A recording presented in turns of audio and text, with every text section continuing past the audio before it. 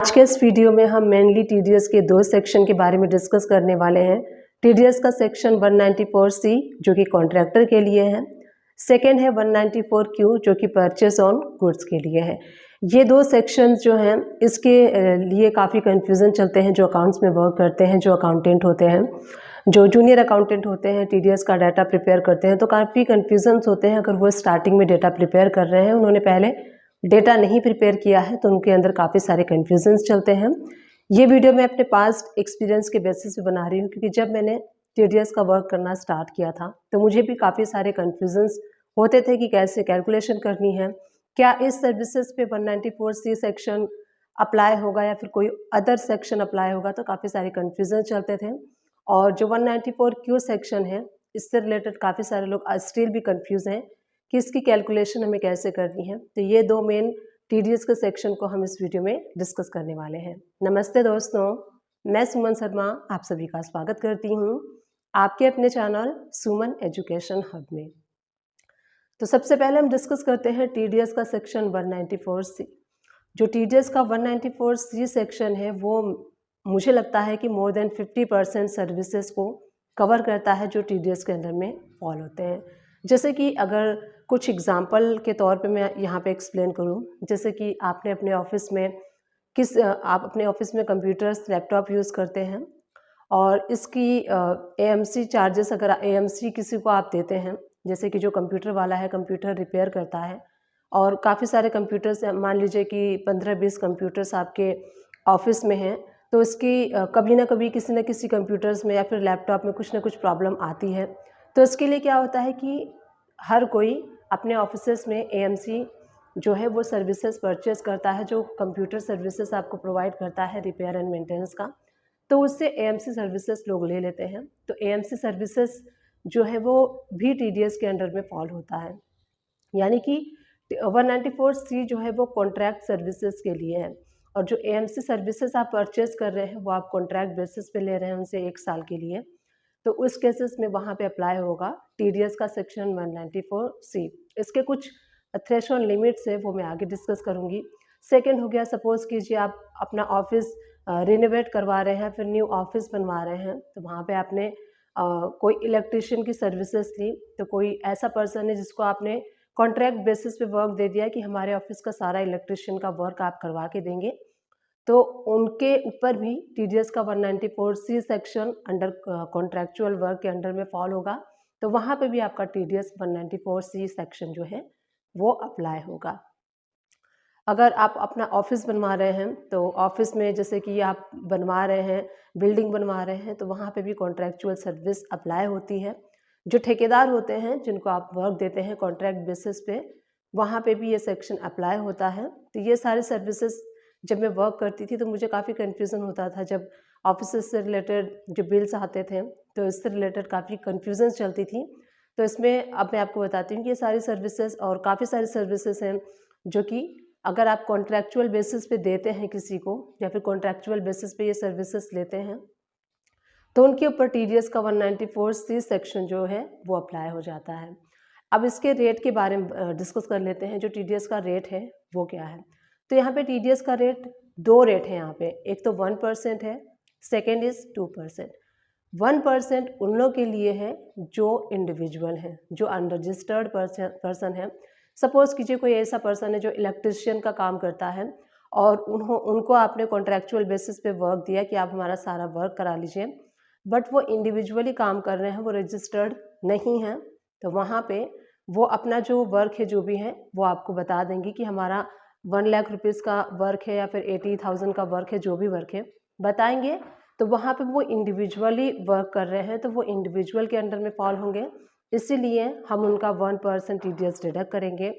Pan card, आपको pan number ले लेना है और उसके बाद उसके बेसिस पे आपको 1% टीडीएस डिडक्ट कर लेना है इंडिविजुअल पर्सन को, अगर उनसे आप ये सर्विसेज लेते हैं। जो सेकेंड रेट है 2%, वो कहाँ पे एप्लीकेबल होगा।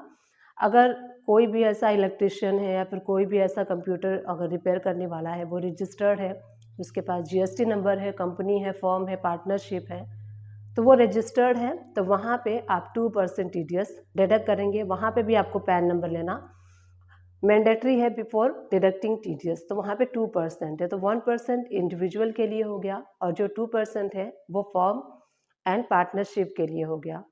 अब इसके थ्रेशोल्ड लिमिट के बारे में डिस्कस कर लेते हैं। तो जो थ्रेशोल्ड लिमिट है वो 30,000 है सिंगल पेमेंट के लिए। अगर आप 30,000 एक बार में पेमेंट करते हैं तो वहाँ पे आपको टीडीएस डिडक्ट करना है। 1% या फिर 2%, इट्स डिपेंड कि पर्सन इंडिविजुअल है, पार्टनरशिप है या फिर फर्म है, और या फिर किसी एक पर्सन से ही आप पूरे ईयर बिलिंग कराते हैं, पूरे ईयर आप उनको पेमेंट करते हैं, तो 1 लाख रुपीज़ का पूरे एग्रीगेट ईयर में अगर आप करते हैं तो वहाँ पे भी आपको 1 लाख रुपीज़ का जो थ्रेशोल्ड लिमिट है वो है और 30,000 का 2 लिमिट है, और जो टीडीएस का रेट है वो भी 2 है, 1% एंड 2%। तो 194C सेक्शन उम्मीद करती हूँ कि क्लियर हो गया होगा। और इसकी एंट्री आपको कैसे करनी है, तो इससे रिलेटेड मैंने काफ़ी सारे वीडियोस बनाए हैं, तो आप टेलीग्राम में प्रैक्टिकली जाके देख सकते हैं कि इसकी एंट्री आपको कैसे करनी है। वीडियो आप सर्च कर सकते हैं TDS section 194C video by Suman education hub. इस तरीके से आप गूगल में सर्च कर लीजिए, यूट्यूब में सर्च कर लीजिए, काफ़ी सारी वीडियोस मिल जाएंगी आपको। मैंने काफ़ी सारी वीडियोस विथ एग्जांपल बनाए हैं। इंडिविजुअल के लिए कैसे डिडक्ट करना है वो भी बताया है, और 2% जो रजिस्टर्ड है उनके लिए कैसे डिडक्ट करना है उसकी एंट्री पूरे प्रॉपर तरीके से बताई है। तो इस तरीके से वीडियो सर्च करके आप इस वीडियो को देख सकते हैं। सेकेंड हम डिस्कस कर लेते हैं 194Q सेक्शन, जो कि परचेज ऑन गुड्स के लिए है। यानी कि अगर आप किसी से भी परचेस करते हैं, किसी रजिस्टर्ड पर्सन से मोर देन 50 लाख रुपीज़ का पूरे साल में परचेस करते हैं, तो वहाँ पे 194Q सेक्शन एप्लीकेबल हो जाता है, और 50 लाख इसकी थ्रेशोल्ड जो लिमिट होती है वो 50 लाख रुपीज़ है। टीडीएस का जो रेट है 0.1% है। तो किसी भी ऐसे पर्सन से आप पूरे एग्रीगेट ईयर में 50 या फिर मोर देन 50 लाख रुपीज़ तक आप परचेस कर चुके हैं, तो वहाँ पे आपको 0.1% टीडीएस डिडक्ट करके और रिटर्न फाइल जो जीएसटी चालान और टीडीएस चालान जो होता है वो आपको फाइल करना होता है। अब इसकी कैलकुलेशन से रिलेटेड काफ़ी सारे कन्फ्यूजन्स चलते हैं। सपोज आप अब अब इसकी कैलकुलेशन से रिलेटेड काफ़ी सारे कन्फ्यूजन्स चलते हैं कि हमें कैलकुलेशन कैसे करना है। सपोज़ कीजिए आपने किसी पार्टी से 10 लाख रुपीज़ का बिल लिया, उसके बाद फिर 10 का लिया, फिर उसके बाद फिर 10 का लिया, फिर उसके बाद डायरेक्ट 30 लाख का लिया। तो इस तरीके से अगर आपने बिल लिया तो आप कहेंगे कि मुझे पता कैसे चलेगा कि मुझे कैसे 50 लाख रुपीज़ पे टीडीएस को कैसे कैलकुलेट करना है।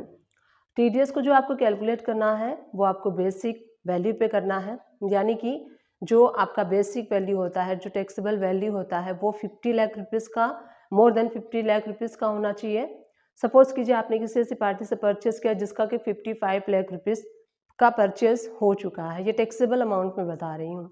तो आपको क्या करना है, 50 लाख रुपीज़ पहले तो 5 लाख में से 50 लाख आप माइनस कर देंगे, जो 5 लाख रुपीज़ रिमेन होता है उसी के ऊपर आपको 0.1% टीडीएस कैलकुलेट करना है, और वही आपको जीएसटी जो टीडीएस है वो पे कर देना है।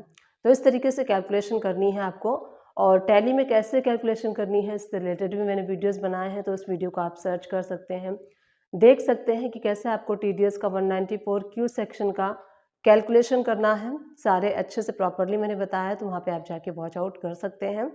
उम्मीद करती हूँ कि ये दोनों जो सेक्शन मैंने आप लोग के साथ यहाँ पे डिस्कस किए हैं वो आप अच्छे से समझ गए होंगे। और 194Q section video by Suman education hub, इस तरीके से आप सर्च करेंगे तो इससे रिलेटेड भी काफ़ी सारी वीडियोस हैं, वो सारी वीडियोस आपको मिल जाएंगी और उसका आप वॉच आउट कर सकते हैं। अगर ये वीडियो हेल्पफुल रही है तो प्लीज़ चैनल को लाइक शेयर सब्सक्राइब कर दीजिएगा। Thank you and keep watching my video.